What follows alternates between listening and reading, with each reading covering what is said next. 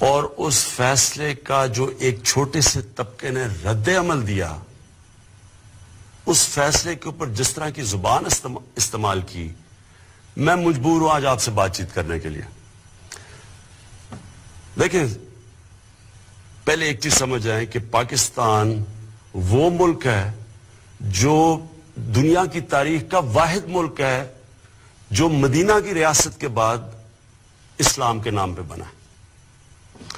اسلام کے نام پہ بننے کا مطلب یہ ہے کہ پاکستان کا کوئی قانون قرآن اور سنہ کے خلاف نہیں جا سکتا۔ تو جو ججز نے فیصلہ دیا ہے وہ آئین کے مطابق دیا، اور پاکستان کا آئین قرآن اور سنہ کے تابع ہے۔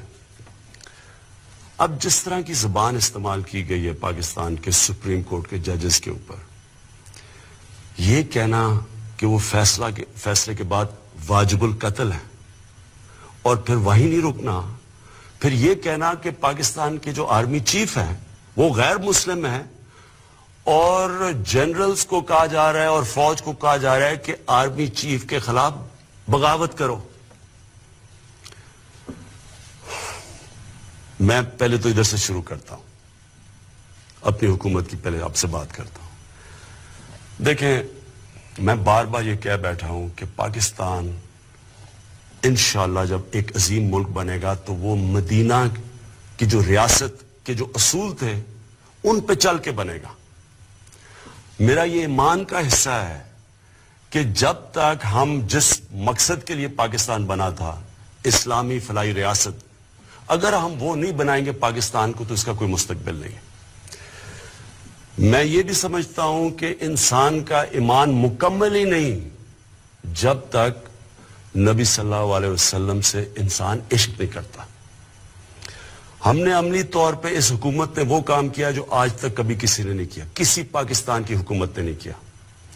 جب ہالینڈ کے اندر وہ جو ڈچ پارلیمنٹیرین تھا، اس نے ہمارے نبی صلی اللہ علیہ وسلم کی شان میں گستاخی کی اور وہ خاکے نکالے، تو واحد مسلمان دنیا میں ہمارا ملک تھا جس نے ان سے کمپلین کیا، فورن منسٹر سے بات کی، ان کے ایمبیسڈر سے بات کی، اور یہ پہلی دفعہ ہوا ہے کہ انہوں نے اس ڈچ پارلیمنٹیرین سے خاکے وڈرا کروائے، وہ واپس ہٹے۔ یہ کبھی پہلے نہیں ہوا۔ پھر واحد پاکستان پہلی دفعہ ہم نے OIC جو مسلمان ممالک کا جو آرگنائزیشن ہے، اس میں جا کے ہم نے ایشو اٹھایا، اور یونائٹڈ نیشنز میں ہمارے فورن منسٹر نے پہلی دفعہ یونائٹڈ نیشن نے ایشو اٹھایا۔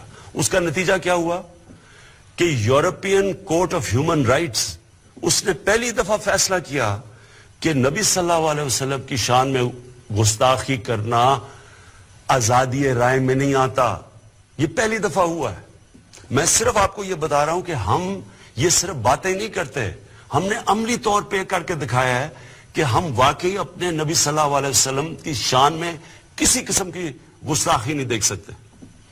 لہٰذا جو یہ زبان استعمال کی گئی ہے، میں یہ سوال پوچھنا چاہتا ہوں، کون سی حکومت چل سکتی ہے جدھر کوئی آدمی کھڑا ہو کے کہے کہ ججز کو بھی قتل کر دو اور کہے آرمی چیف کے خلاف بھی بغاوت کر دو، لوگوں کو بھی سڑکوں پہ نکالے، سڑکیں بھی بند کر دے، جس میں ایک حکومت کا کیا قصور ہے اس میں؟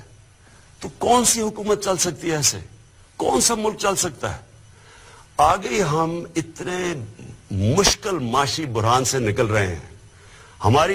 میں اور میری جو کیبنٹ ہے، میں آپ کو یہ بتاؤں کہ ہم نے ایک دن کی ابھی تک چھٹی نہیں لی۔ ہم مسلسل لگے ہوئے ہیں کوشش کرنے کہ اپنی قوم کو نکالیں، اپنا جو اس ملک میں پسا ہوا غریب آدمی ہے اس کے لیے حالات بہتر کریں۔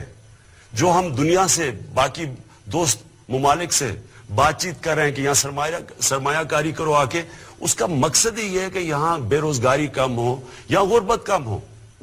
اب اگر اس طرح کی حرکتیں کرنی ہیں کہ آپ سپریم کورٹ کے فیصلے اگر آپ کو پسند نہیں آئے، یعنی یہ کہنے کی یہ کوشش کر رہے ہیں کہ اگر سپریم کورٹ ان کے کہنے کے مطابق، ان کی من پسندی کے مطابق فیصلہ نہیں کرتا تو اس کا مطلب یہ فیصلہ ہی نہیں مانتے، اس کا مطلب سڑکوں پہ آ جائیں گے، ملک کو روک دیں گے۔ یعنی کوئی ملک چل سکتا ہے ایسے؟ اور اس کا نقصان کس کو ہے؟ ہمارے پاکستانیوں کو، عوام کو نقصان ہے، غریب لوگوں کو نقصان ہے. سڑکیں بند کر رہے ہیں، لوگوں کی روزگار جا رہا ہے. جو بیچارہ دہاڑی میں جس نے آ کے مزدوری کرنی تھی، جب ملک رک جائے گا وہ کدھر سے بچوں کا پیٹ پالے گا؟ تو میں آج اپنی عوام سب سے یہ کہنا چاہتا ہوں، کسی صورت آپ نے آپ کو اکسانے نہیں دینا. یہ کوئی اسلام کی خدمت نہیں ہو رہی، یہ ملک سے دشمنی ہو رہی ہے. یہ ملک دشمن عناصر اس طرح کی باتیں کرتے ہیں کہ ججز کو قتل کر دو اور فوج میں بغاوت ہو جائے. یہ فوج نے ہمیں ایک بڑی مشکل جو جنگ تھی، دہشت گردی کی جنگ سے ہمیں نکالا ہے. ان لوگوں نے قربانیاں دی ہوئی ہیں. آپ جب کہیں گے کہ فوج آرمی چیف کے خلاف، اور جھوٹ بول کے کہ وہ مسلمان نہیں ہیں آرمی چیف، ان کے اوپر اکسائیں گے، نقصان کس کا ہے؟ فائدہ کس کا ہے؟ پاکستان کے دشمنوں کا ہے. تو میں آج آپ سب سے، اپنی عوام سے اپیل کر رہا ہوں، اپنے ملک کی خاطر جو یہ اپنی سیاست چمکانے کے لیے آپ کو اکسا رہے ہیں، آپ نے ان کی باتوں میں نہیں آنا. یہ کوئی اسلام کی خدمت نہیں کر رہا ہے، یہ صرف اپنی ووٹ بینک بڑھا رہے ہیں. میں ان عناصر کو اپیل کرتا ہوں کہ ریاست سے نہ ٹکرانا.